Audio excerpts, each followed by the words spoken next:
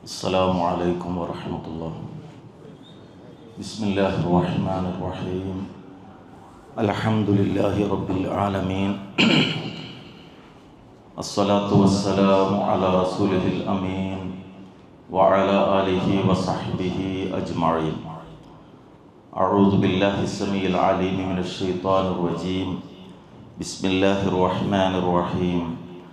يا أيها الذين آمنوا ادخلوا في السلم كافة ولا تتبعوا خطوات الشيطان إنه لكم عدو مبين. رب اشرح لي صدري ويسر لي أمري واحلل عقدة من لساني يفقهوا قولي. ബഹുമാന്യരായ സഹോദരങ്ങളെ, കാരുണ്യവാനായ റബ്ബിൻ്റെ ഭാരമായ തൗഫീഖ് കൊണ്ട് പുണ്യങ്ങളുടെ പൂക്കാലമായ പരിശുദ്ധ റമളാനിൽ ഇബാദത്തുകൾ നിർവഹിക്കാൻ, റമളാനിന് സാക്ഷികളാകാൻ നമുക്ക് ഭാഗ്യം ലഭിച്ചിരിക്കുകയാണ്. അള്ളാഹു നമ്മുടെ അമലുകൾ നമ്മിൽ നിന്ന് ഖബൂൽ ചെയ്യുമാറാകട്ടെ. വിശ്വാസികൾ ഏത് കാര്യം ചെയ്യുമ്പോഴും അത് കൃത്യമായ നിയ്യത്തിൻ്റെ അടിസ്ഥാനത്തിലാകണം. അതുവഴി അതിനെ പ്രതിഫലാർഹമാക്കി മാറ്റാൻ സാധിക്കും. ഈ സമയത്ത് നമസ്കാര ശേഷം റബ്ബിൻ്റെ ഭവനത്തിൽ ഇവിടെ ഇരിക്കുമ്പോൾ ചില പ്രാർത്ഥനകൾ നമ്മുടെ മനസ്സിലുണ്ടാകണം. ഒന്ന്, ഇങ്ങനെ ഒരു ഭവനം പണിയാൻ അധ്വാനിച്ച പണിപ്പെട്ട ഈ നാട്ടിൽ മഹത്തായ തൗഹീദിൻ്റെ പ്രകാശം പരത്താൻ പരിശ്രമിച്ച അധ്വാനിച്ച പൂർവികരായ മൺമറഞ്ഞുപോയ മഹാത്മാക്കളായ നമ്മുടെ മുൻഗാമികൾ, അള്ളാഹു അവർക്കെല്ലാവർക്കും മഗ്ഫിറത്തും റഹ്മത്തും നൽകി അനുഗ്രഹിക്കുമാറാകട്ടെ. രണ്ടാമതായി, ഇങ്ങനെ ഇരിക്കുമ്പോൾ ഈ ഇരുത്തത്തിലൂടെ നമുക്ക് റബ്ബിൽ നിന്ന് ലഭിക്കാനിരിക്കുന്ന മഹത്തായ പ്രതിഫലം, വിശുദ്ധ ഖുർആനിൻ്റെ പാരായണവും അതിൻ്റെ തദ്രീസ്, അതിൻ്റെ പഠനവുമായി ബന്ധപ്പെട്ട് റബ്ബിൻ്റെ ഭവനത്തിൽ ഒരുമിച്ച് കൂടുന്നതിൻ്റെ മഹത്വം റസൂലുള്ളാഹി സ്വല്ലല്ലാഹു അലൈഹി വസല്ലമ നമുക്ക് വിശദീകരിച്ച് തന്നിട്ടുണ്ട്. അവിടുന്ന് പറഞ്ഞു, വമജ്തമഅ ഖൗമുൻ ഫീ ബൈത്തിൻ മിൻ ബുയൂത്തില്ലാഹി യത്ലൂന കിതാബല്ലാഹി വയതദാറസൂനഹു ബൈനഹും ഇല്ലാ നസലത് അലൈഹിമുസ് സക്കീന വഗശിയത് അലൈഹിമുർ റഹ്മ വഹഫത്തുഹുമുൽ മലായിക വദക്കറഹുമുല്ലാഹു ഫീമൻ ഇൻദ.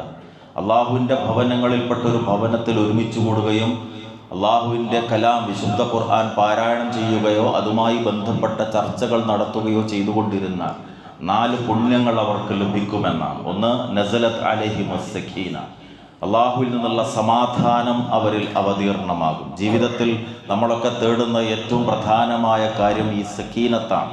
അത് ലഭിക്കാൻ ഈ ഇരുത്തം സഹായകമാകുമെന്നാണ്. 2, വഗശിയത് അലൈഹിമുർ റഹ്മ, അള്ളാഹുവിൻ്റെ കാരുണ്യം അവരിൽ വർഷിക്കപ്പെടും, അവരെ പൊതിഞ്ഞുകൊണ്ടിരിക്കും.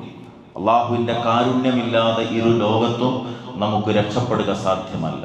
3, വഹഫത്തുഹുമുൽ മലായിക, അള്ളാഹുവിൻ്റെ മലക്കുകൾ അവരെ വലയം ചെയ്യും. ഇത് അനുഗ്രഹീതമായ ഒരു മജ്ലിസാണ്. റബ്ബിനെക്കുറിച്ച് പറയപ്പെടുന്ന, ഓർമ്മിപ്പിക്കപ്പെടുന്ന, റബ്ബിനെക്കുറിച്ചുള്ള ഓർമ്മകൾ മനസ്സിലുണ്ടാക്കുന്ന ഒരു സദസ്സാണ്. അതുകൊണ്ട് അനുഗ്രഹീതരായ മലക്കുകളുടെ സാന്നിധ്യമുണ്ടാകും.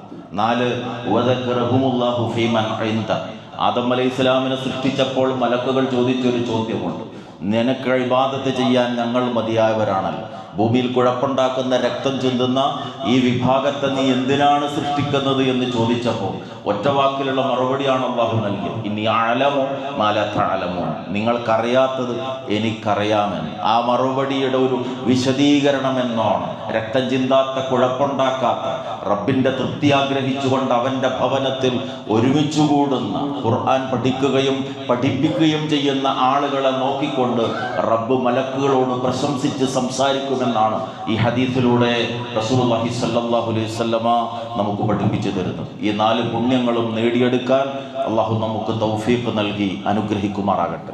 സഹോദരങ്ങളെ, മഹത്തായ ഒരാദർശം ഇസ്ലാം ഉൾക്കൊണ്ട ആളുകളാണ് നമ്മൾ. ആ ഇസ്ലാം, ആ പദം വ്യക്തമാക്കുന്നത് തന്നെ നമുക്കറിയാം. സിൽമ് എന്ന ധാതുവിൽ നിന്നാണ് ഇസ്ലാം എന്ന പദം രൂപപ്പെട്ടത്. സമാധാനം എന്നർത്ഥം, സമർപ്പണം എന്നർത്ഥം. രണ്ട് അർത്ഥം നൽകിയാലും അത് മഹത്തായ ഒരാശയമാണ് നമുക്ക് പഠിപ്പിച്ചു തരുന്നത്. ഈ പ്രപഞ്ചത്തിൻ്റെ സൃഷ്ടാവും സംരക്ഷകനും നിയന്താവുമായ ഏകനായ റബ്ബ്, ആ റബ്ബിന് സമ്പൂർണമായി കീഴൊതുങ്ങി ജീവിക്കുന്നവയാണ് ഈ പ്രപഞ്ചത്തിലെ സകല വസ്തുക്കളും. അലം തറ അന്നല്ലാഹ യസ്ജുദു ലഹു മൻ ഫിസ് സമാവാതി വമൻ ഫിൽ അർദ്. ആകാശഭൂമികളിലുള്ളതെല്ലാം റബ്ബിന് സുജൂദ് ചെയ്യുന്നില്ലേ എന്ന്, ചെയ്യുന്നതായി നീ കാണുന്നില്ലേ എന്ന് അല്ലാഹു നമ്മളോട് ചോദിക്കുന്നു. അതുപോലെ തന്നെ തുസബ്ബിഹു ലഹുസ് സമാവാതു സബ്ഉ വൽ അർദു വമൻ ഫീഹിന്ന വഇൻ മിൻ ശൈഇൻ ഇല്ലാ യുസബ്ബിഹു ബിഹംദിഹി വലാകിൻ ലാ തഫ്ഖഹൂന തസ്ബീഹഹും. ഈ പ്രപഞ്ചത്തിൽ ഏഴ് ആകാശങ്ങളിലും ഭൂമിയിലുമുള്ളതും അവക്കിടയിലുള്ളതെല്ലാം അള്ളാഹുവിൻ്റെ പ്രകീർത്തനം നടത്തിക്കൊണ്ടേയിരിക്കുന്നു, അവനെ പരിശുദ്ധപ്പെടുത്തുന്നു എന്നാണ് റബ്ബ് പഠിപ്പിക്കുന്നത്. അവയെല്ലാം കീഴൊതുങ്ങിയാണ് നിലകൊള്ളുന്നത്.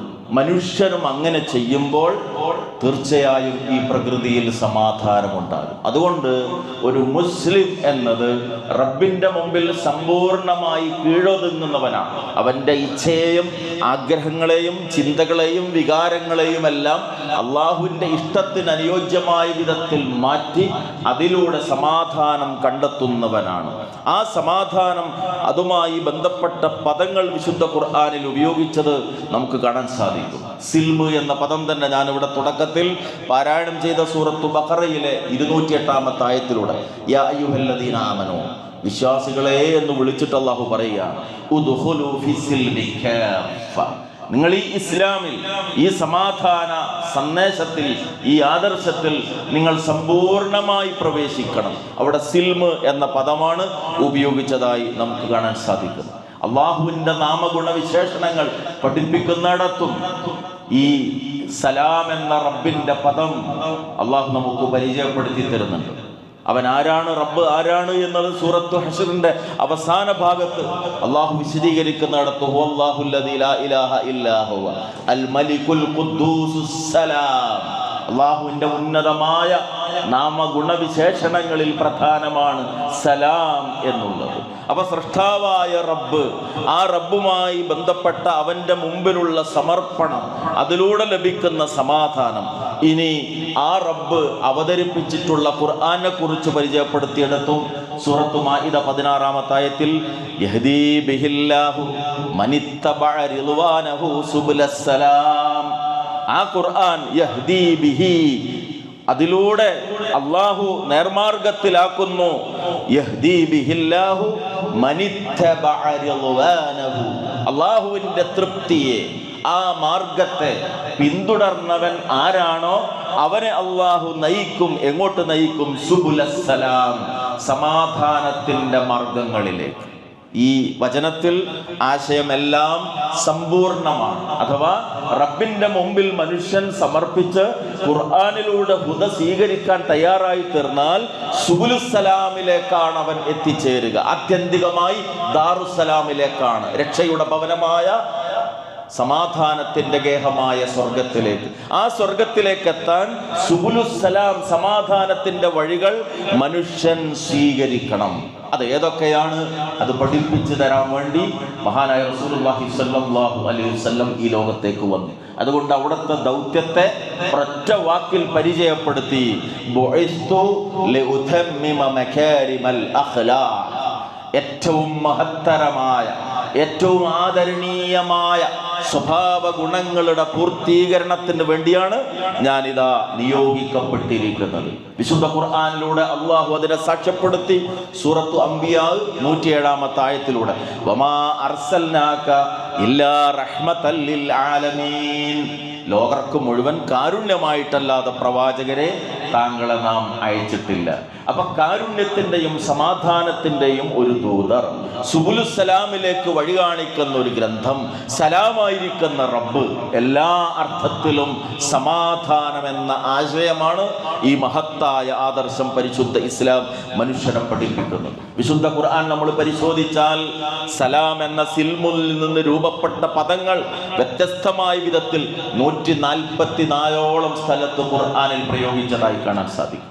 എന്നാൽ അതിൻ്റെ നേരെ വിപരീതമായ ഹർബുമായി ബന്ധപ്പെട്ട, യുദ്ധവുമായി ബന്ധപ്പെട്ട പദങ്ങൾ കേവലം 6ഓളം സ്ഥലത്ത് മാത്രമാണ് വിശുദ്ധ ഖുർആനിൽ നമുക്ക് പ്രയോഗിച്ചതായി കാണാൻ സാധിക്കുന്നത്.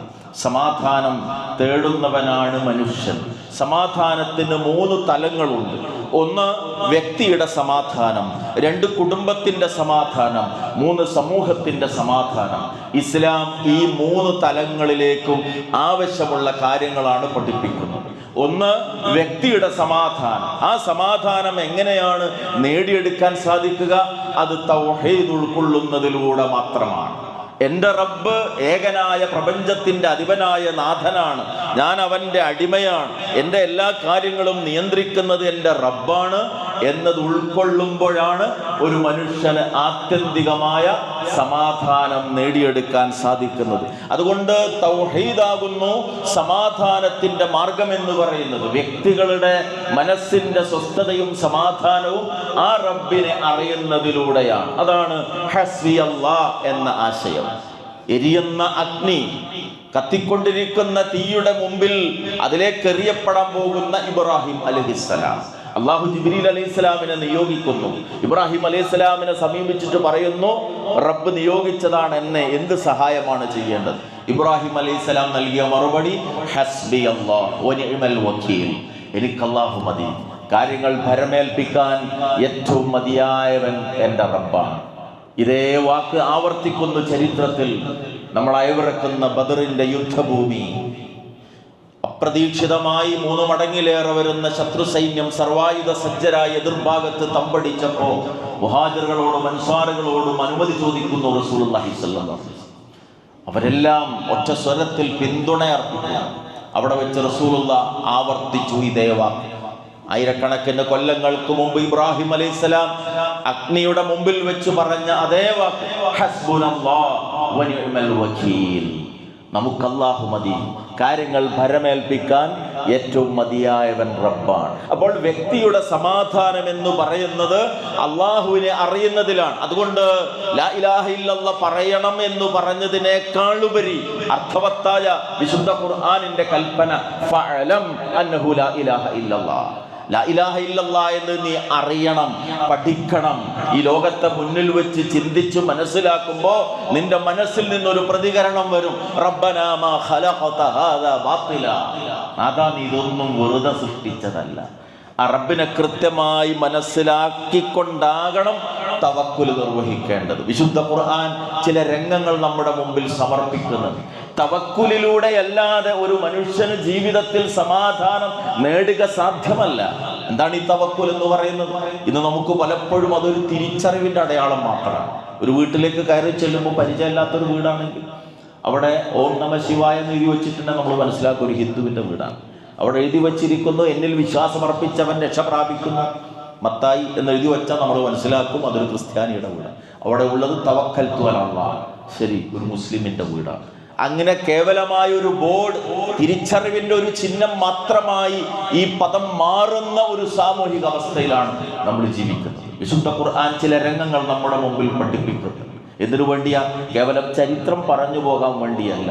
ജീവിതത്തിൻ്റെ പച്ചയായ തലങ്ങളിൽ തവക്കുൽ എങ്ങനെ മനസ്സമാധാനം നൽകും, കരുത്തു നൽകുമെന്നത് സൂറത്ത് യൂസുഫ് നമുക്കറിയാം. 111ഓളം ആയത്ത്, ഓരോന്നും ആയത്താണ്, ദൃഷ്ടാന്തമാണ്, ജീവിതവുമായി ബന്ധപ്പെട്ട കാര്യങ്ങളാണ്.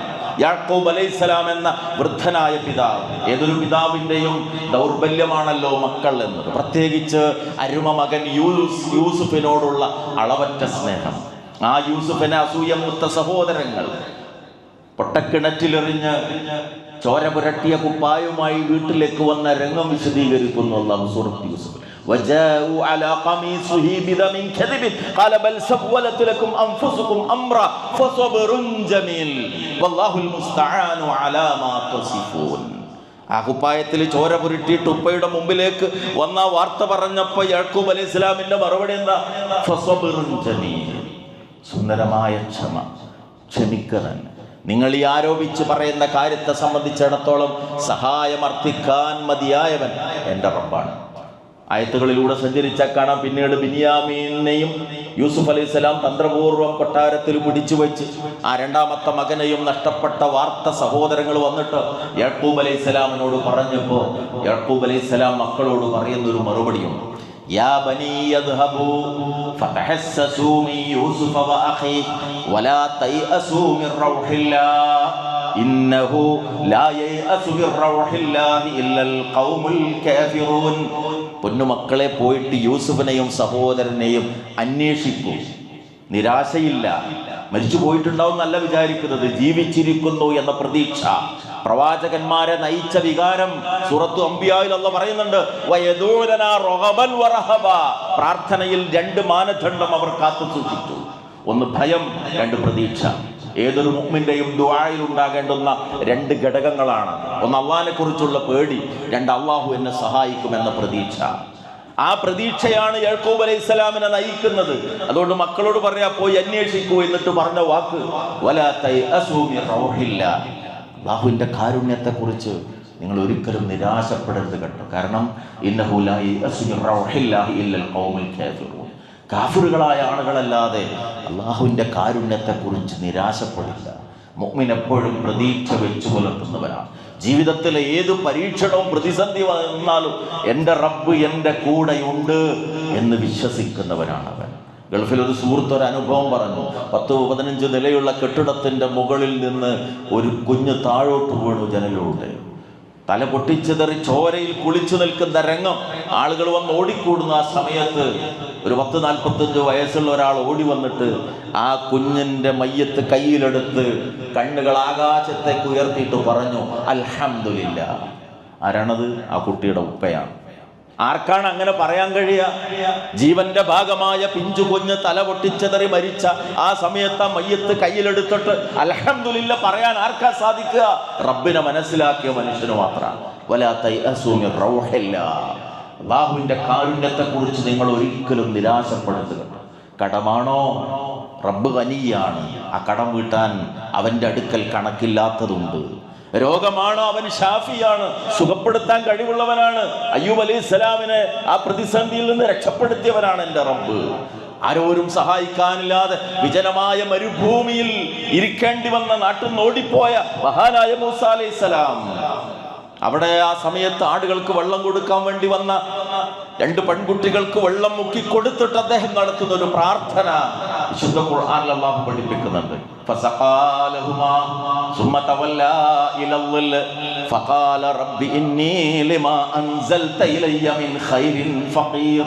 അരങ്ങൊന്ന് മനസ്സിലാണ്. നാട്ടിൽ നിന്ന് ഓടിപ്പോരേണ്ടി വന്നൊരു മനുഷ്യൻ, ഒന്നുമില്ല കയ്യിൽ, ഒന്നുമില്ല, പൂർണ്ണ ദരിദ്രൻ എന്ന് പറയാവുന്ന അവസ്ഥ.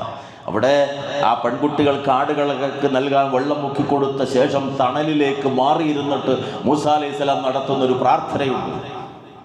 ഫസഖാലഹുമാ സുമ്മ തവല്ലാ ഇലൽ റബ്ബി ഇന്നി ലിമാ അൻസൽത ഇലയ്യ മിൻ ഖൈരിൻ ഫഖീർ. നന്മയിൽപ്പെട്ട എന്തൊന്ന് ഇറക്കി തന്നാലും അത് സ്വീകരിക്കാൻ മാത്രം ഫഖീറാണ് ഞാൻ. അല്പം കഴിഞ്ഞപ്പോഴാണ് ആ പെൺകുട്ടികളിൽ ഒരാൾ തിരിച്ചു വരുന്നത്. വീട്ടിലേക്ക് കൂട്ടിക്കൊണ്ടുപോകുന്നു.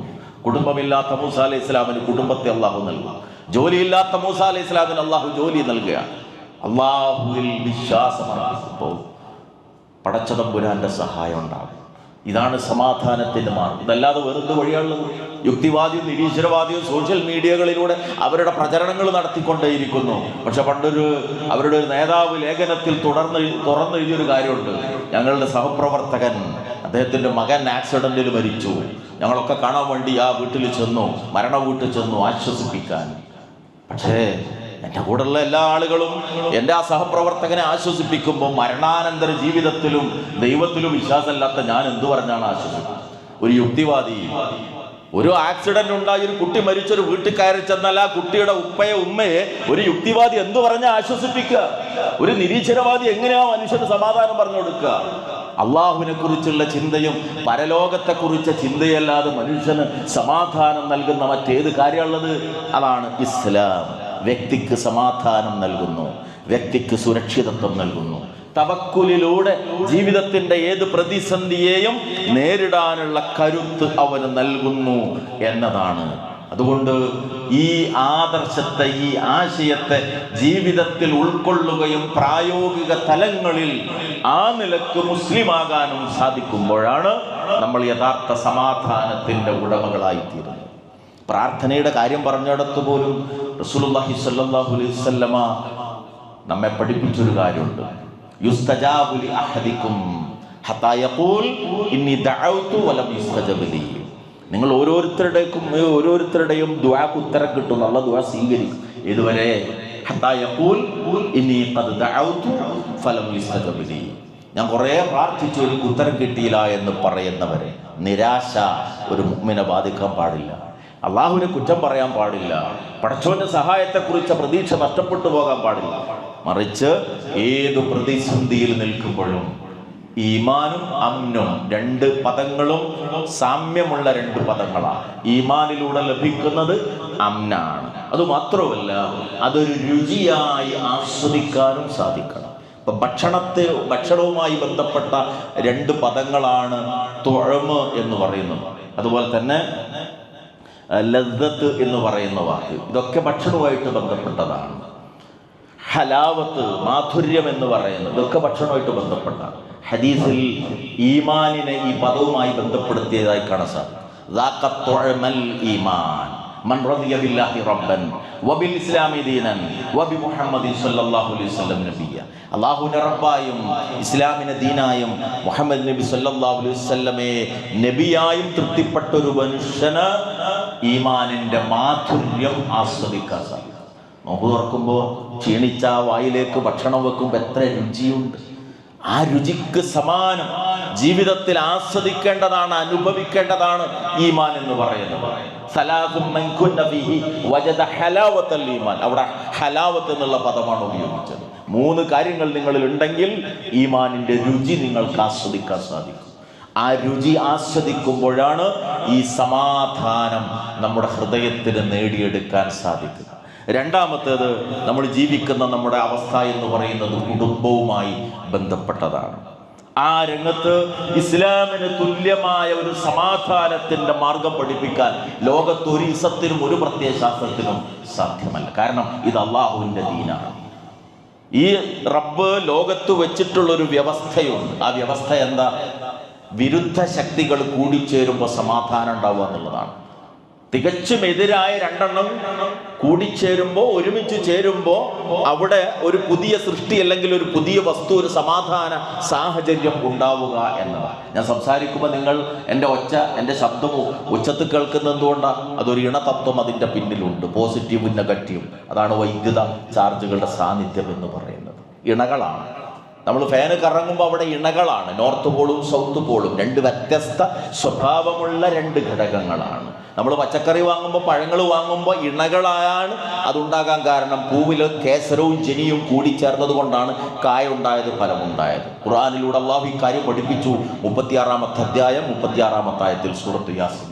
സുബ്ഹാനല്ലദീ ഖലഖൽ അസ്വാജ കുല്ലഹാ മിമ്മാ തുൻബിതുൽ അർദു വമിൻ അൻഫുസിഹിം വമിമ്മാ ലാ യഅലമൂൻ. ഭൂമി പൊട്ടിമുളപ്പിക്കുന്ന വസ്തുക്കളിലും മനുഷ്യദേഹങ്ങളിലും മനുഷ്യർക്കറിയാത്ത എല്ലാത്തിലും ഇണകളെ സൃഷ്ടിച്ച നാഥൻ എത്ര പരിശുദ്ധനാണ്. വമിൻ കുല്ലി ഷൈഇൻ ഖലഖനാ സൗജൈൻ ലഅല്ലകും തദക്കറൂൻ. നിങ്ങൾ ചിന്തിക്കാൻ വേണ്ടിയിട്ട് നാം സകല വസ്തുക്കളെയും ഇണകളായി സൃഷ്ടിച്ചിരിക്കുന്നതാണ്. അപ്പം മനുഷ്യൻ ഈ ഇണതത്വം സ്വീകരിക്കണം. അതിനവരെന്ത് വേണം? വിവാഹമെന്ന ഇണതത്വത്തെ പ്രായോഗികമാക്കുന്ന വിവാഹത്തിൽ ഏർപ്പെടണം. എന്നാൽ ആധുനിക കാലഘട്ടത്തിലെ പച്ചത്തോന്യാസം, ലിബറലിസം മനുഷ്യനോട് പറഞ്ഞു പാറി നടക്കും. പറവകളൊന്നും വേളി കഴിക്കാറില്ല, കല്യാണം കഴിക്കാറില്ല. അതുകൊണ്ട് വിവാഹം വേണ്ട, പിന്നെന്ത് മതി? ലിവിങ് ടുഗദർ മതി. അതിൻ്റെ ദുരന്തം സമൂഹം ഇന്ന് നേരിട്ടുകൊണ്ടിരിക്കുകയാണ്. കഴിഞ്ഞ കൊല്ലം കോഴിക്കോട് നഗരത്തിലെ എരഞ്ഞിപ്പാലത്തിനടുത്ത് ഒരു ലോഡ്ജിൽ നിരന്തരമായി അവിടെ വ്യഭിചാരം നടക്കുന്നു എന്ന വിവരം കിട്ടിയപ്പോൾ, അസാൻമാർഗ പ്രവർത്തനങ്ങളുടെ കേന്ദ്രമെന്ന് അറിഞ്ഞപ്പോൾ പോലീസിൽ വിവരം കൊടുത്തപ്പോൾ പോലീസ് പോലും പറഞ്ഞ മറുപടി എന്താ? ഒന്നും ചെയ്യാൻ നിർവാഹമില്ല ഇപ്പോൾ. കാരണം എന്താ? ഒരു അന്യാണിനെയും പെണ്ണിനെയും ഒരു സ്ഥലത്ത് വെച്ച് പിടികൂടിയാൽ നിയമ നടപടി എടുക്കാൻ അവകാശമല്ല. ഞങ്ങൾ ലിവിങ് ടുഗദറാന്ന് അവർക്ക് പറയാം. 18 വയസ്സ് കഴിഞ്ഞവർക്ക് ഒന്നിച്ച് കഴിയാം. നിയമപരമായ പരിരക്ഷയുണ്ട്. അതുകൊണ്ട് വ്യഭിചാരത്തിന് ലൈസൻസ് കൊടുക്കപ്പെട്ടു. അതിന്റെ ദുരന്തം ഇന്ന് സമൂഹം നേരിട്ടുകൊണ്ടിരിക്കുക. എന്താ ഈ ലിവിങ് ടുഗദറിന്റെ ഒരു പ്രത്യേകത? കുറച്ചു കാലം ഒന്നിച്ച് ജീവിച്ചാൽ പിന്നെ തോന്നി എന്തിനാ ഒരു കല്യാണം? അതിന് ഇന്ന് ലോക രാഷ്ട്രങ്ങളിൽ 1-ാം സ്ഥാനത്ത് റിപ്പോർട്ടുകൾ നമ്മൾ വായിക്കുന്നു. ജപ്പാൻ പുരോഗതിയുടെ നാടായിരുന്നു, പക്ഷേ ജപ്പാനിൽ നിന്ന് ഏതാനും മാസങ്ങൾക്ക് മുമ്പ് വന്ന റിപ്പോർട്ട് ഏതാനും കൊല്ലം കഴിഞ്ഞാൽ ജപ്പാൻ എന്ന രാജ്യം ലോകത്തുണ്ടാകില്ല എന്നാണ്. കാരണം 30 വയസ്സിന് താഴെയുള്ളവരുടെ എണ്ണം അത്രയേറെ കുറഞ്ഞിരിക്കുന്നു. ചൈന എന്തുകൊണ്ടാണ് നയം മാറ്റിയിരിക്കുന്നത്? പട്ടാളത്തിൽ വരെ ചേരാൻ ആളില്ലാത്ത അവസ്ഥ വന്നു. ഒരു കുട്ടിയിലേറെ ഉണ്ടായാൽ ശിക്ഷ നൽകിയിരുന്ന രാജ്യം ലിഗിൻ ടുവദർ വ്യാപകമായപ്പോൾ മക്കളില്ലാത്ത അവസ്ഥ വന്നു. റിപ്പോർട്ടിൽ പറയുന്നു ഏതാനും കൊല്ലം കഴിഞ്ഞാൽ ജപ്പാൻ ലോകത്തുണ്ടാകൂലെന്ന്. കാരണം മക്കളില്ലാത്ത അവസ്ഥ. ഇന്ന് നമുക്കറിയാം, നമ്മുടെ രാജ്യത്ത് പോലും പാർലമെന്റിലെ ഇന്ത്യയിലെ ഫാഷിസത്തിന്റെ പുതിയ നീക്കം ഉത്തരേന്ത്യൻ സംസ്ഥാനങ്ങളിൽ കൂടുതൽ പാർലമെന്റ് സീറ്റുകൾ വരത്തക്ക വിധത്തിലാണ്. കാരണം ജനസംഖ്യാനുപാതികമായി മണ്ഡല പുനർനിർണയം. ഉടനെ നമ്മുടെ തെക്കൻ സംസ്ഥാനങ്ങളിലെ മുഖ്യമന്ത്രിമാർ ഉണർന്നിരിക്കുന്നു. എന്തേ കാരണം? ഇവിടെ നേരത്തെ കുട്ടികളുടെ എണ്ണം കുറക്കണം എന്നുള്ള നയനിലപാട് സ്വീകരിച്ചു. സൗത്ത് ഇന്ത്യ ഈ കോലത്തിൽ പോകുമ്പോൾ നോർത്ത് ഇന്ത്യ ആയിട്ട് താരതമ്യപ്പെടുത്തുമ്പോൾ പാർലമെന്റിന്റെ സീറ്റ് കുറഞ്ഞു പോകും. മനുഷ്യ വിഭവം ഒരു രാജ്യത്തിന്റെ സമ്പത്താണ്. എങ്ങനെയാണ് ഉണ്ടാവേണ്ടത്? ഹലാലായ മാർഗത്തിലൂടെ, അഥവാ വിവാഹത്തിലൂടെ. അതിന് പ്രകൃതിക്കനുസരിച്ച് മനുഷ്യൻ ജീവിക്കണം. വ്യഭിചാരമല്ല പരിഹാരം, ലിവിങ് ടുഗദർ അല്ല. പിന്നെ 3 പദങ്ങളല്ല പഠിപ്പിച്ചു. ഒന്ന് മുസാഹറത്ത്. വിശുദ്ധ ഖുർആനിലെ സൂറത്ത് ഫുർഖാന്റെ അവസാന ഭാഗത്ത് ഹുവല്ലദി ഖലഖ മിനൽ മാഇ ബശറ ഫജഅലഹു നസബൻ വസിഹ്റാ. അള്ളാഹു ഉപയോഗിച്ച വാക്ക് നസബൻ വസിഹ്റ, വിവാഹബന്ധം. മുസാഹറത്ത് എന്നാണ് വിവാഹത്തിന് പറയുന്നത്. അപ്പം അതെങ്ങനെ ഉണ്ടായത്? 2 ലോഹം വിളക്കി കൂട്ടി യോജിപ്പിക്കുന്നതിനാണ് മുസാഹറത്ത് എന്ന് ഭാഷയിൽ ഉപയോഗിക്കുന്നത്.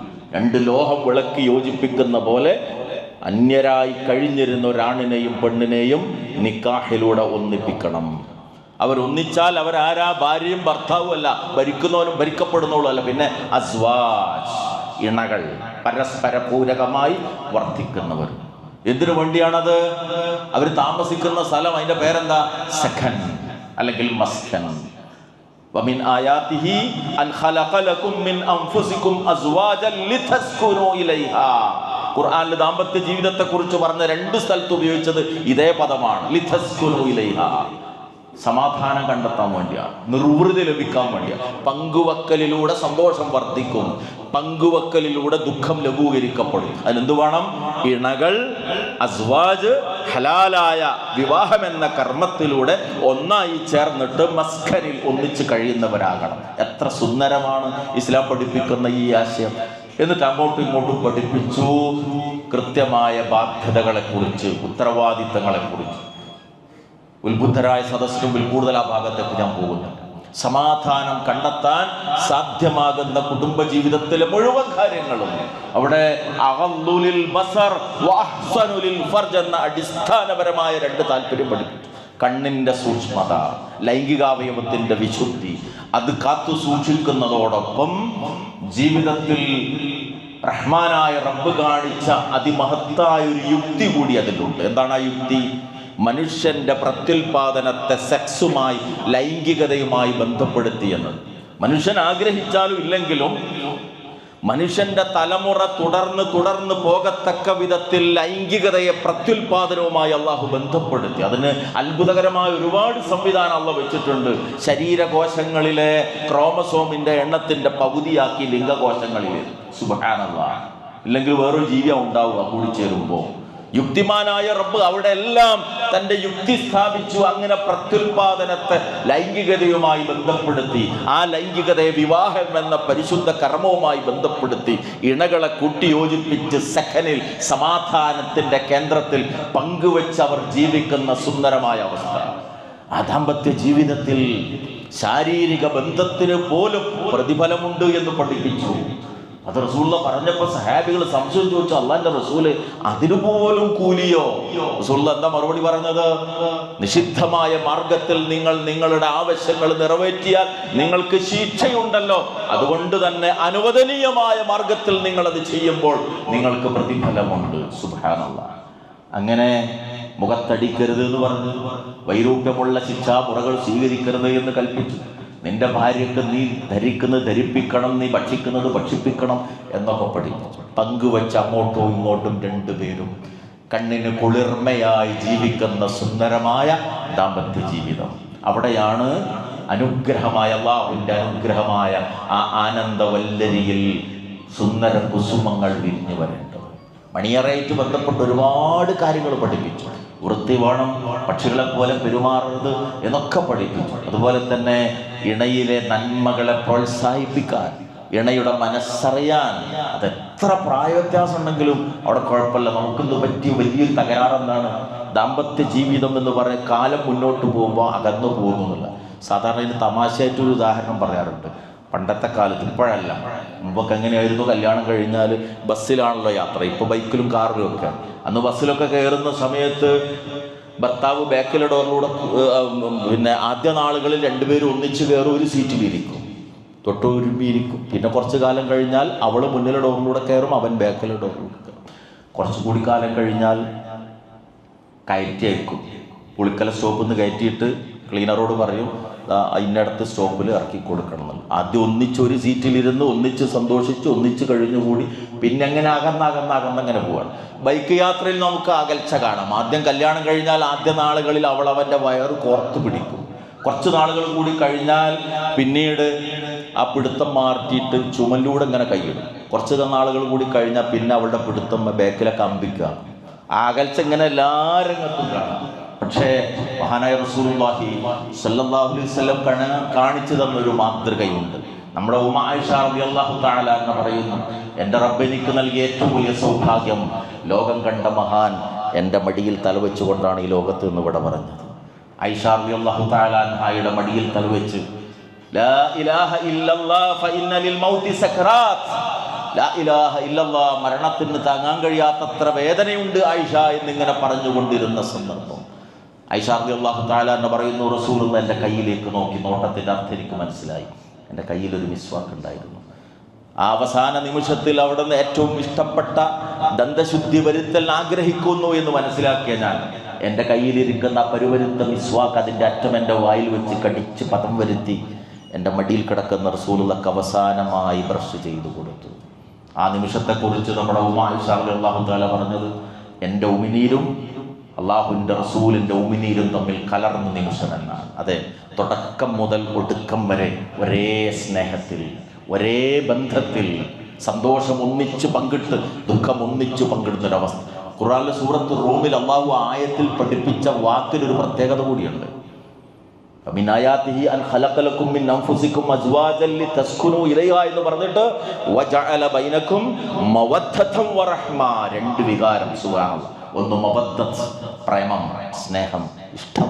കല്യാണത്തിൻ്റെ ആദ്യ നാളുകളിലൊക്കെ വേണ്ടത്ര ഉണ്ടാവും, സൽക്കാരവും യാത്രയും ആഘോഷവും ഒക്കെ ആയിട്ട്. പക്ഷെ കാലം മുന്നോട്ട് നീങ്ങും, ചുളിവുകൾ ദേഹത്ത് പ്രത്യക്ഷപ്പെടും, തലനരക്കും, നരയും ജരയും ക്ഷീണമൊക്കെ വരും. അപ്പോഴും ഇതേപോലെ നിലകൊള്ളണം. അവിടെ മവദ്ദത്തിൻ്റെ കൂടെ രണ്ടാമതൊരു വികാരം കൂടി ആ സമയത്ത് ഉണ്ടാകും. അതേതാണ്? അത് റഹ്മത്താണ്, കാരുണ്യം. ഈ രണ്ടുപേരിൽ ഒരാൾ ഒരു പക്ഷേ രോഗിയായി കിടക്കും. ആ സമയത്ത് കൈവിടുകയല്ല, മറിച്ച് ഇന്നലകളിൽ എനിക്ക് വേണ്ടി കഠിനാധ്വാനം ചെയ്തവളാണ് ഈ കിടക്കുന്നത്, എനിക്ക് മക്കളുണ്ടായത് ഇവളിലാണ്, അതുകൊണ്ട് ഇന്ന് അവളെ പരിചരിക്കേണ്ടത് ഞാൻ. ഈ കിടക്കുന്ന മനുഷ്യൻ 80 കഴിഞ്ഞിട്ട് 90 കഴിഞ്ഞിട്ടുണ്ട്, പക്ഷേ എനിക്ക് വേണ്ടി മണലാരണ്യത്തിൽ ചോര നീരാക്കിയ ആളാണ്, എനിക്ക് വേണ്ടി പാടത്ത് പണിയെടുത്ത ആളാണ്, എനിക്ക് വേണ്ടി കച്ചവടം ചെയ്ത് ജീവിതത്തിൽ ജീവിക്കാൻ നേരല്ലാതെ പരിശ്രമിച്ച മനുഷ്യനാണ്. ഞാനാണ് പരിചരിക്കേണ്ടത്. റഹ്മത്ത്, കാരുണ്യം. പല നിക്കാഹ് ഖുതുബകളിലും ഞാനൊരു രംഗം മനസ്സിൽ നിന്ന് മായാത്തൊരു രംഗം പ്രത്യേകം ഓർമ്മിക്കുകയും എടുത്തുദ്ധരിക്കുകയും ചെയ്യാറുണ്ട്. ഇതുപോലെ ഒരു നട്ടുച്ച നേരത്ത്, ഉച്ചവീരത്ത്, കോഴിക്കോട് മൊഫ്യൂസൽ ബസ് സ്റ്റാൻഡിൻ്റെ എതിർഭാഗത്തുള്ള ഫുട്പാത്തിലൂടെ ഇങ്ങനെ നടക്കുകയാണ്.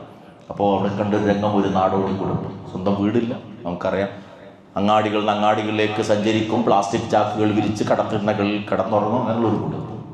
അതിൽ കുടുംബത്തിലെ കുടുംബനാഥൻ, അയാളുടെ കൈ ഒടിഞ്ഞ് ഒരു പഴയ തുണിക്കഷ്ണം കൊണ്ട് അതിൽ കഴുത്തിൽ ഇങ്ങനെ തൂക്കിയിട്ടിരിക്കുക, വലത് കൈ ഒടിഞ്ഞു പോയാൽ.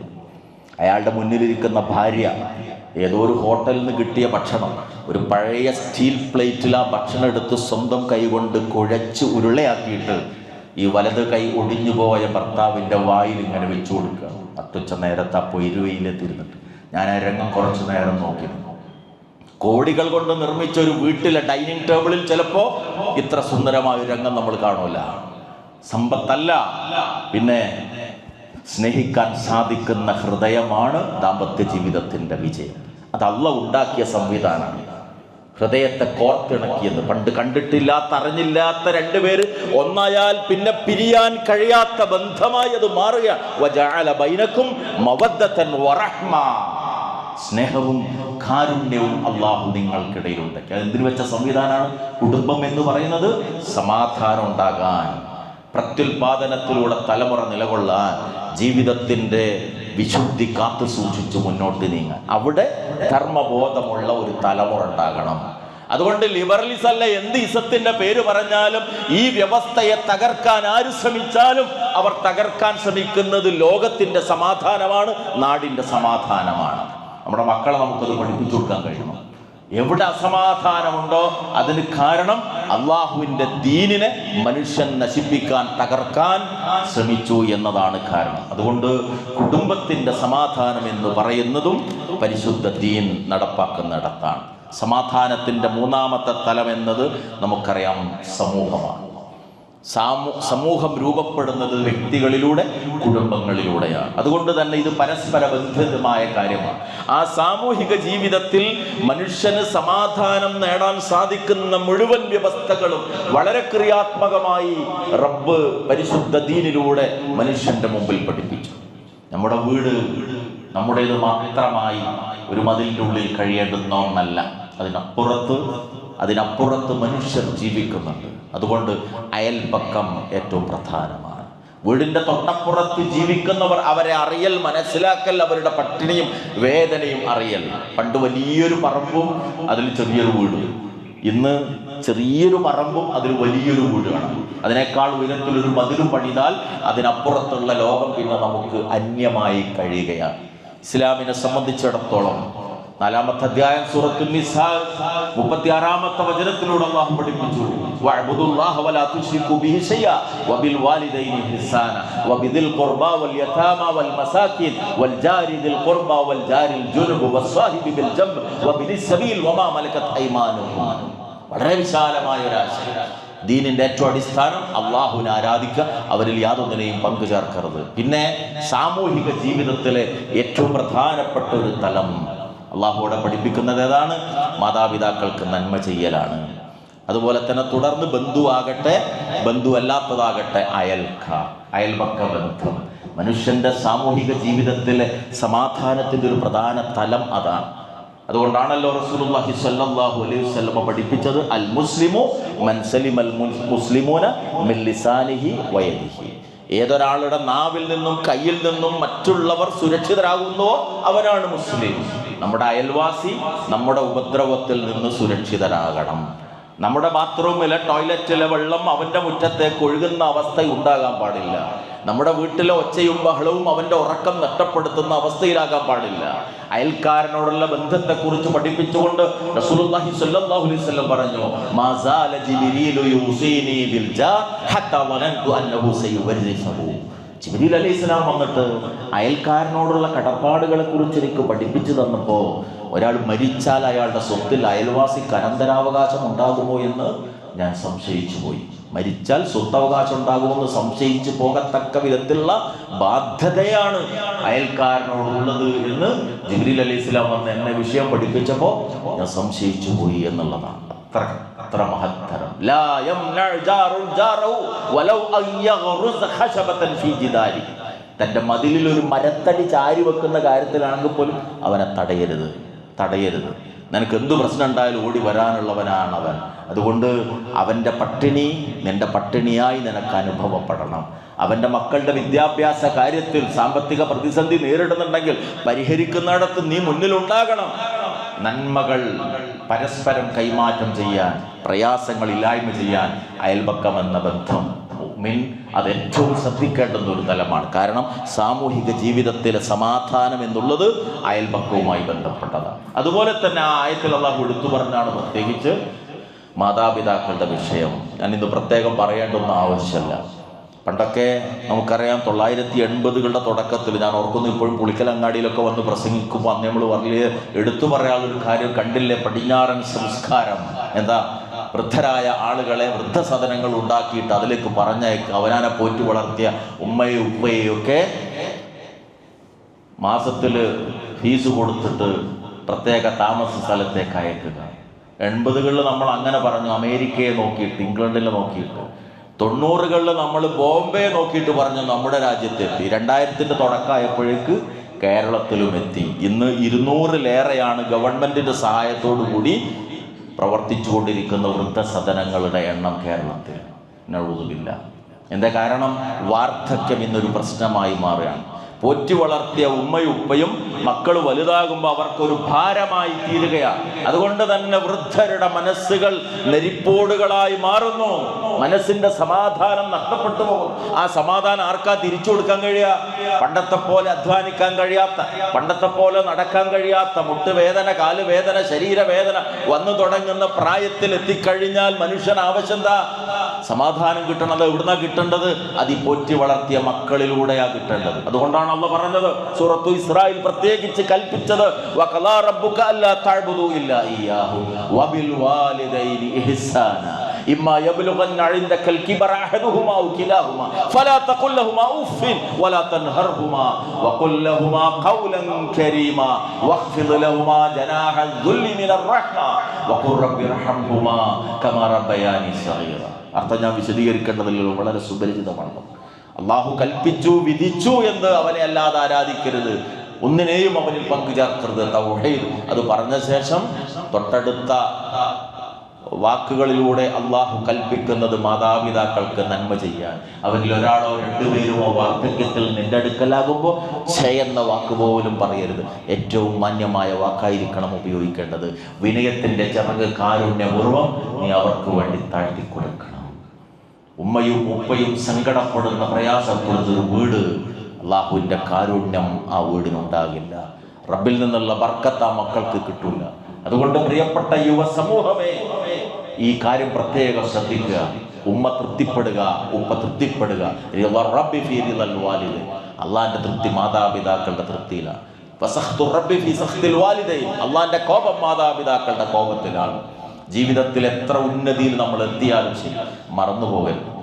നമ്മളാക്കിയതിൻ്റെ പിന്നിൽ കഷ്ടപ്പെട്ട, രാത്രിയെ പകലാക്കി മാറ്റിയ, പ്രയാസം അറിയിക്കാതെ നമ്മളെ വളർത്തിയ രണ്ടുപേര്. നമ്മിൽ പലരുടെയും മാതാപിതാക്കൾ ഇന്ന് മണ്ണിനടിയിലാണ്. അള്ളാഹു അവർക്കൊക്കെയും മഗ്ഫിറത്ത് നൽകി അനുഗ്രഹിക്കുമാറാകട്ടെ. ജീവിച്ചിരിക്കുന്ന മാതാപിതാക്കൾക്ക് റഹ്മാനെ നീതി ആഫിയത്തുള്ള ദീർഘായുസ് നൽകി അനുഗ്രഹിക്കണമേ. മാതാപിതാക്കൾ സംരക്ഷിക്കപ്പെടുക കുടുംബ സാമൂഹ്യ ജീവിതത്തിലെ സമാധാനത്തിൻ്റെ ഏറ്റവും പ്രധാനമായ ഒരു തലമാണ്. അത് നടപ്പാക്കാൻ ബാധ്യതപ്പെട്ടവരാണ് വിശ്വാസികളായ നമ്മൾ. അതേപോലെ തന്നെ സാമൂഹിക ജീവിതത്തിൻ്റെ മറ്റു മേഖലകളെല്ലാം പരസ്പരമുള്ള ഇടപാടുകൾ, പരസ്പരമുള്ള ബന്ധങ്ങൾ, പരസ്പരമുള്ള മറ്റെല്ലാ മനുഷ്യർ ഇടപെടുന്ന മേഖലകളിലൊക്കെ സമാധാനത്തിൻ്റെ വഴിയാണ് ഇസ്ലാം സ്വീകരിച്ചത്. സമാധാനം തകർക്കുന്ന എല്ലാത്തിനെയും ഇസ്ലാം നിരോധിച്ചു. നമുക്കറിയാം, മനുഷ്യ ജീവൻ ഏറ്റവും വില കൽപ്പിച്ചു. വലാ തഖ്തുലു നഫ്സല്ലത്തി ഹറമല്ലാഹു ഇല്ലാ ബിൽ ഹഖ്. അന്യായമായി നിങ്ങൾ മനുഷ്യവധം നടത്തരുത്, കൊലപാതകമാണ്. അന്ത്യനാൾ അടുക്കുന്ന സമയത്ത് ലോകത്തുണ്ടാകുന്ന ഏറ്റവും ദുരന്തപൂർണമായ അവസ്ഥകൾ എണ്ണിപ്പറഞ്ഞ മണിക്കൂറുകൾ നീണ്ട സംസാരത്തിൽ റസൂലുള്ളാഹി പറഞ്ഞാണ്, ആംഗ്യം കാണിച്ചിട്ട് വർദ്ധിക്കും, യഖ്തുലു ബഅദുഹും ബഅദാ. മനുഷ്യർ പരസ്പരം കൊല്ലും. എന്തിനുകൊണ്ട്? ഞാൻ അവനെ കൊന്നു എന്നതറിയാത്തൊരവസ്ഥ. കൊലപാതകം വർദ്ധിക്കാം. പൊറ്റി വളർത്തിയ രോഗിയായ ഉമ്മയുടെ കഴുത്തറുക്കാൻ മകന് ഒരു മനസ്താവില്ലാത്തൊരവസ്ഥ. ഒരേ ബെഞ്ചിലിരുന്ന് പഠിച്ച സഹപാഠിയെ തലക്കടിച്ച് കൊല്ലാൻ 15-കാരനും 16-കാരനും ഒരു മനസാക്ഷി കൊത്തുമില്ലാത്തൊരവസ്ഥ. നഊദുബില്ല. ലഹരിയും അതുപോലെ തന്നെ കുട്ടികൾ കാണുന്ന ഇന്റർനെറ്റിന്റെ ലോകത്തെ വൃത്തികേടുകളും ആ അവസ്ഥയിലേക്ക് സമൂഹത്തെ എത്തിച്ചിരിക്കുക. ഉത്ബുദ്ധരാകണം നമ്മൾ. പരിഹാരം തീരുമാനം ഓർന്നില്ല. രക്ഷിതാക്കളായ നമ്മൾക്ക് പരിചയമില്ലാത്ത ലോകത്താണ് ഇന്ന് നമ്മുടെ മക്കളുള്ളത്. വളരെ ദുരന്തമാണ്. നിങ്ങൾ ഓർക്കുന്നുണ്ടാകും ഒരു പക്ഷേ, കഴിഞ്ഞ മാസം തിരുവനന്തപുരത്തെ അച്ഛനെ അടിച്ചു വന്നൊരു മകൻ്റെ വാർത്തയിൽ ദിവസങ്ങളോളം നമ്മൾ കേട്ടതാണ്. അദ്ദേഹം മകനെ പഠിക്കാൻ വേണ്ടി, MBBS പഠിക്കാൻ വേണ്ടി ചൈനയിലേക്ക് അയച്ചാണ്. 3-ാമത്തെ കൊല്ലം പഠനം പൂർത്തിയാകുന്നതിന് മുമ്പ് നാട്ടിലേക്ക് തിരിച്ചു വന്ന മകൻ പിന്നീട് വാതിലടച്ച് അകത്തിരിക്കുന്നു. എന്തോ പ്രത്യേക നിലക്കുള്ള സംഗീത ശബ്ദങ്ങൾ കേൾക്കുന്നു. പ്രത്യേക കറുത്ത വസ്ത്രമണിയുന്നു, ഒരു മനോരോഗിയെ പോലെ പെരുമാറുന്നു. അവസാനം അച്ഛനെ തലക്കടിച്ചു കൊന്നു. പോലീസ് അന്വേഷണം നടത്തി വാതിൽ തള്ളി തുറന്ന് അകത്ത് കയറി നോക്കിയപ്പോൾ മുടിയുടെ വലിയ കെട്ട്, പിന്നെ ചൈനീസ് ബ്ലാക്ക് മാജിക്കിൻ്റെ ഉപകരണങ്ങൾ. അതിന് അഡിക്റ്റഡ് ആയിരുന്നു ആ കുട്ടി എന്നാണ്. അതാണ് അവനെ മാനസിക രോഗിയാക്കി മാറ്റിയിട്ടുള്ളത്. ഇന്ന് കൊറിയൻ ഫിലിമുകൾ, ചൈനീസ് ബ്ലാക്ക് മാജിക്കുകൾ, ഈ ലോകത്തൊക്കെ നമ്മുടെ മക്കളുള്ളത്. ചോര കണ്ടവരുടെ മനസ്സും അടുത്തിരിക്കുന്നു. അതുകൊണ്ട് ഉമ്മാന്റെ കഴുത്തിൽ കത്തിവെച്ച് കഴുത്തറക്കാൻ 15-16 വയസ്സുള്ള മകൻ ഒരു പ്രയാസമില്ല. അത്ര അപകടകരമായ ഒരു ലോകത്താണ് നമ്മുടെ മക്കളുള്ളത്. അതിന് കൂടുതൽ ശക്തി പകരാൻ ഇന്ന് അവർക്ക് നുണയാൻ കിട്ടുന്ന കൃത്രിമ ലഹരി കൂടിയാണ്. ഇത് രണ്ടും കൂടി കൂടിയപ്പോൾ ലോകം ഈ അവസ്ഥയിലാണ്. പരിഹാരം എന്താണ്? നിയമം കൊണ്ട് പരിഹാരം ഉണ്ടാവില്ല എന്നുള്ളതാണ് അനുഭവങ്ങൾ നമ്മളെ പഠിപ്പിക്കുന്നത്. മെനഞ്ഞാന്ന് 42 ക്രിമിനൽ കേസിലെ പ്രതിയെയാണ് 43ാമത്തെ തവണ പിടികൂടിയത്. അവന് വീണ്ടും ജാമ്യം കിട്ടും. 43 ക്രിമിനൽ കേസാവും അവന്റെ പേര്. അല്ലാതെ എന്താണ്? കാരണം നമ്മുടെ നാട്ടിലെ സംവിധാനം ആ നിലക്ക് ആയി കഴിഞ്ഞിട്ടുണ്ട്. പരിഹാരം റബ്ബിന്റെ ദീന് നടപ്പാക്കൽ മാത്രമാണ്. പുതിയ തലമുറയെ മതപരമായ ഉത്ബോധനങ്ങളിലൂടെ സംസ്കരിച്ചെടുക്കലല്ലാതെ നാട് നന്നാക്കാൻ വേറൊരു മാർഗവുമില്ല. അത്ര ദുഷിച്ചു കഴിഞ്ഞിരിക്കുന്നു. എല്ലാ സമാധാനവും നഷ്ടപ്പെട്ടു പോകുന്ന അവസ്ഥയിലേക്ക് എത്തിയിട്ടുണ്ട്. കൊലപാതകങ്ങൾ വർദ്ധിക്കുന്നു, സമാധാനം നഷ്ടപ്പെടുത്തുന്ന കാര്യം. അതുപോലെ തന്നെ ലഹരിയുടെ വ്യാപനം. റസൂലുള്ളാഹി സ്വല്ലല്ലാഹു അലൈഹി വസല്ലം 1400 കൊല്ലം മുമ്പ് ഉപയോഗിച്ചൊരു വാക്കുണ്ട് മദ്യത്തെക്കുറിച്ച് പറഞ്ഞുകൊണ്ട്, ഉമ്മുൽ ഖബായിസ്, സകല തിന്മകളുടെയും മാതാവ്. അത് വല്ലാത്തൊരാശയമാണ്. നടന്ന പഠനങ്ങളിൽ രാജ്യത്തെ വാഹനാപകടങ്ങളിൽ 70%, കൊലപാതകങ്ങളിൽ 75%, കുടുംബ തകർച്ചകളിൽ 70%, എല്ലാം ബഹുഭൂരിഭാഗം. എന്താ കാരണം? ലഹരിയാണ്. അതെല്ലാ നിലക്കും വർദ്ധിച്ചുകൊണ്ടിരിക്കുക. മനുഷ്യന്റെ സമാധാനം നഷ്ടപ്പെടും. അതുകൊണ്ട് ഈ മഹത്തായ ആദർശം പരിശുദ്ധ ഇസ്ലാം, വിശുദ്ധ ഖുർആനിലൂടെ അല്ലാഹു പഠിപ്പിച്ചു. ഇന്നമൽ ഖംറു വൽ മൈസിറു വൽ അൻസാബു വൽ അസ്ലാം റിജ്സും മിൻ അമലി ശൈത്താൻ ഫജ്തനിബൂഹു ലഅല്ലകും തുഫ്ലിഹൂൻ. ഇന്നമാ യുരീദു ശൈത്താനു അൻ യൂഖിയ ബൈനകുമുൽ അദാവത വൽ ബഗ്ളാഅ ഫിൽ ഖംറി വൽ മൈസിർ വയസുദ്ദകും അൻ ദിക്രില്ലാഹി വഅനിസ് സ്വലാ ഫഹൽ അൻതും മുൻതഹൂൻ.